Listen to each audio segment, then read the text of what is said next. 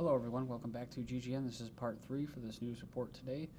Alright, we're leaving off with the police state, and we talked about New York in that last video. A manhunt launched for a man in ski mask carrying an assault rifle. Turns out to be a man in a turtleneck holding an umbrella, followed by a Pennsylvania sheriff threatening a reporter. Threatened to cut off the hands of a political campaign worker and pulled out a gun, threatened to shoot the newspaper reporter. Troopers indicted after roadside cavity search of 2 women. You hear this a lot. So CBS learned 2 state troopers involved in controversial roadside cavity search of 2 North Texas women have been indicted on criminal charges by the Dallas County jury. So as I've seen on the dash cam video, searching the body cavities front and back of the women along the exit ramp of Bush Turnpike in Irving last summer. The woman also said her prescription bottle of the painkiller hydrocodone was missing after the search. Mississippi State Representative Jessica Upshaw found dead. Says Simpson County coroner says their representative has died. So says I guess the Bureau of Investigation, basically the FBI, says the crime scene unit is at a home in Mendenhall investigating her death. They said they wouldn't comment about the cause. Does not appear to be natural death. Died from a single gunshot wound to the head. In liberal Vermont, a secessionist movement rises. So unlikely coalition has a voice in state politics. It's not only Texans. A small dedicated band of Vermont activists also want to secede from the Union. Railing at the effects of big business and bureaucracy on daily life, they speak at the state legislature to get bills introduced. Says though none so far have won. Yeah, it's interesting because they had to put that thing liberal Vermont. Well, it has nothing to do with whether you're liberal or conservative. You have the right to secede from the Union. And you'll see how democratic and how much the federal government adheres to the Bill of Rights and the Constitution, because see, if you try to do that, they'll reign the holy empire on you if you try to do that and exercise your rights. Left or right, says the leader, who wants to be associated with such a shabby creature as the United States. The systematic crushing of young nonconformists and anti-authoritarians. So this is an op-ed, but it says here to be a hero you have to, in his talk, The Psychology of Evil, this Philip Zimbardo says you have to learn to be a deviant to be a hero, because you're always going up against conformity of the group. That's true. And it says they would agree that the heroism requires a battle for liberty and justice in the face of tyranny, and injustice requires a special kind of deviancy and nonconformity.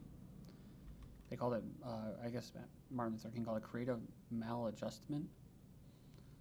It says here, anti-authoritarians question all authority and challenge and resist illegitimate authority. Americans should be concerned how our institutions are crushing young anti-authoritarians and preventing the rise of heroes. He said he wants to promote the heroic imagination in our children through our educational system with hero courses that he is developing, believing our young anti-authoritarians or potential heroes have far less of a need for hero courses in their schools than a need for help in battling against the systematic authoritarian aspect of their schools. It's interesting because we covered this just recently about the Reagan era, basically Reagan era Department of Education worker. She worked for the federal government, and she used to talk about how she was there to weed out the leaders, the ones that question things, and that's what it's all about, and dumbing them down. George Orwell concluded that nothing crushes anti-authoritarianism and heroism more than overwhelming fear. The education system has created fear with its No Child Left Behind, race to the stop, and standardized testing tyranny. They create fear in both students and teachers, who are forced to focus on the demands of test creators and the policymakers, which are really like sociologists and eugenicists. It says here, young people have also been frightened by repeatedly hearing that they will be losers if they do not attend college, while at the same time college attendees are saddled with crushing student loan debt that can keep them from bucking a system for fear of finding themselves in a deeper financial hole. Says they're also being referred to mental health professionals for treatment, the nonconformists and anti-authoritarians. That's right. They've actually diagnosed it oppositional defiant disorder or anti-authoritarian disorder. Often actively defies or refuses to comply with adult requests or rules. Often argues with adults. Yeah, so they could just put pump them full of drugs. White Student Union announces night patrols on Maryland College campus. Says white people exist They have the right to exist. They have the right to exist as white people be white. Come to the first meeting of the White Student Union featuring Speaker Jared Taylor. It says here, in a move likely to spark outcry, a student group calling itself White Student Union at Maryland's Towson University intends to enact nighttime patrols throughout the county campus in Baltimore.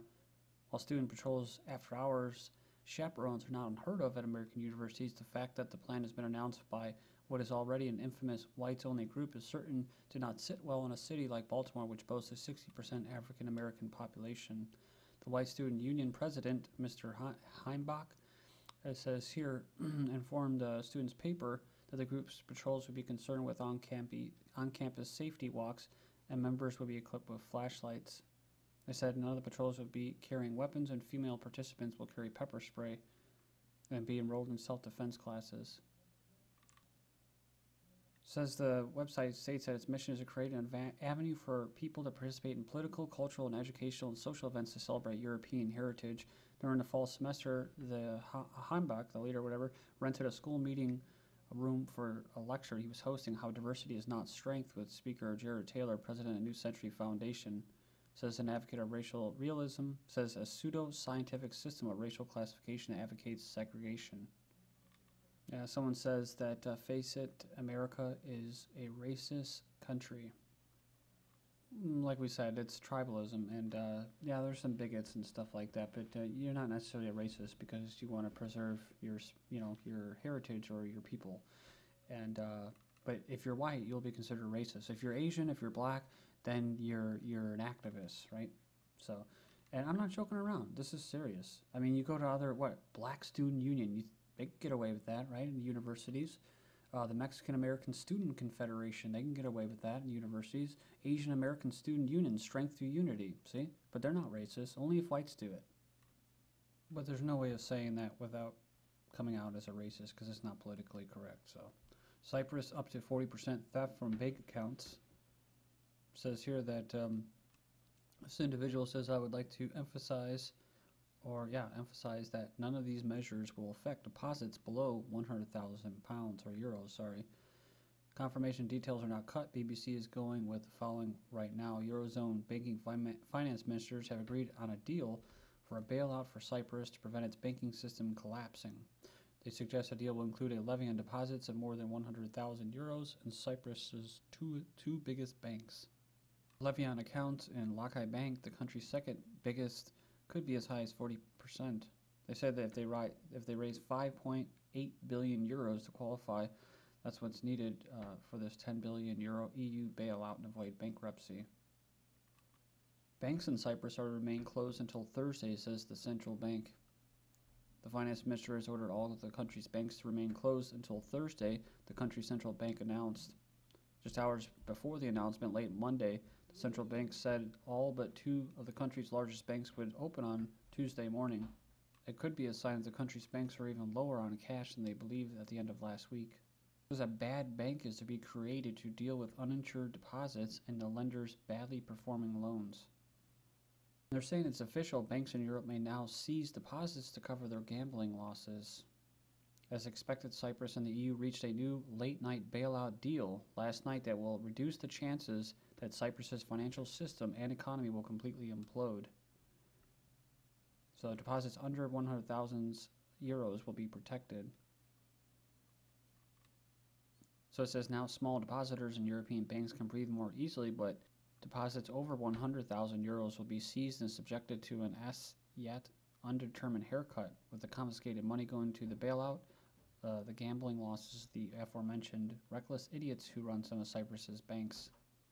And I'm sure you guys remember me titling one of my videos about this, it's all about Russia's gas. EU, the European Union, caught playing dirty, and it's all about Russian gas. Says that's all it's ever been about, oil and gas. There's a lot going on this week, but it's all being overshadowed by the fascinating geopolitical game over Cyprus. This is a stage on which a country's pending financial collapse hinges explicitly on its hydrocarbons potential, and whoever turns up with aid will win access to exploration blocks. Says here it took us through the nuances of this game, knowing that Russia could bail out Cyprus in return for a nice chunk of exploration acreage offshore. But by the close of the day, that's exactly how things appeared to be unfolding. But on Friday, Russian and Greek officials had said no deal had been reached. They say the EU would never have done this in the past because Russia would have just turned off the gas spigots that control European supplies. But it says it's the 122 trillion cubic feet of Mediterranean gas in the Levant or Leviathan Basin discovered by Israel in a partnership, U.S.-Israeli partnership, and in Lebanon, Syria, and Cyprus. If all goes well, it'll be pumped via undersea pipeline directly to Turkey and then on to Europe. And of course, you have Qatar, and they're the ones that want to do what? They want to pump it through Syria. That's why they're funding most of the terrorists and mercenaries in Syria. So they say this is Europe's answer to the Russian gas stranglehold. It's no longer afraid of Russia turning off the spigot. It says here the Mediterranean gas could provide 40% of Europe's total gas needs. Cyprus bailout deal tantamount to theft, says Medvedev, so maybe this is what they're going to say no matter what.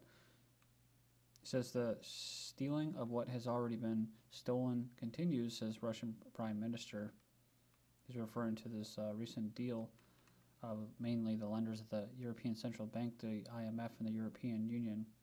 He said the agreement will save Cyprus from bankruptcy at the cost of forcing heavy losses for uninsured depositors on many bank deposits.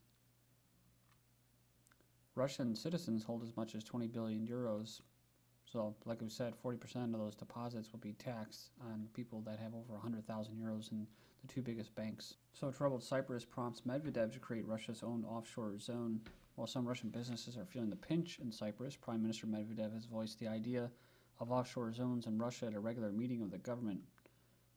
Says if there's so much fuss going on, why should we think of creating a kind of zone of our own in the Far East? We have a bunch of good places there, and he's talking about the turmoil in Cyprus. He says he called for a budget that is unprecedentedly big, more than $323 billion, mostly spent on transport infrastructure in the two remote regions. The U.S. Senate passes a $3.7 trillion budget. It's the first budget passed in 4 years.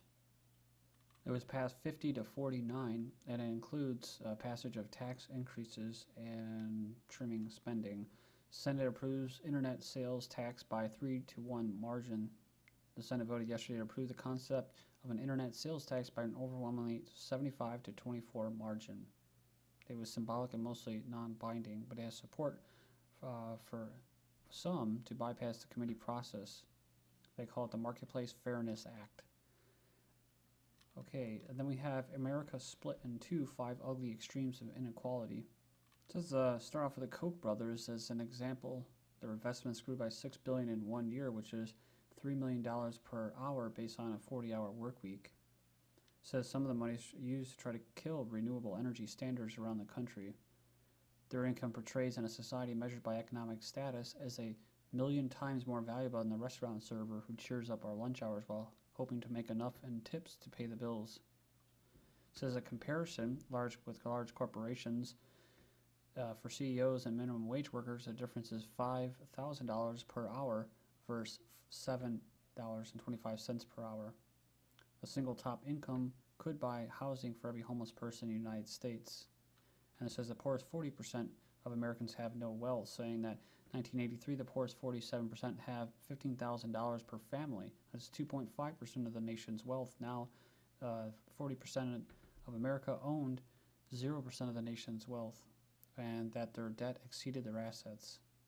The 400 wealthiest Americans owned as much as 80 million families, 62% of America. Says because of the stock market, the American GDP has doubled. It says the stock market has increased by over 10 times, and the richest quintile of Americans owns 93% of it. Swedish hotel lets you pay to be homeless. They sleep in the cold for $15 a night. They're offering visitors a unique hotel experience. They could spend a night as a homeless person for $15, including one sleeping bag in a park, a dirty mattress under a bridge, or the floor of a vacant paper mill. Sprawling and struggling poverty hits American suburbs. As a single mother, has made it hard to hold on to the suburban life that is, in her mind, key to making sure her daughter gets off to a right start. And that's like my friend said, they always hear that, I want my child to have a better life. And the truth is that they're not, unless they sell their souls. Vice President Joe Biden runs up a bill of $588,000 for just one night and a 5-star Paris hotel, and taxpayers will pick up the tab. And a farmer who's concerned about poverty and hungry posted some political signs that groups are trying to take down: Marxism, socialism, poverty, and hunger. This is GGN. Thank you.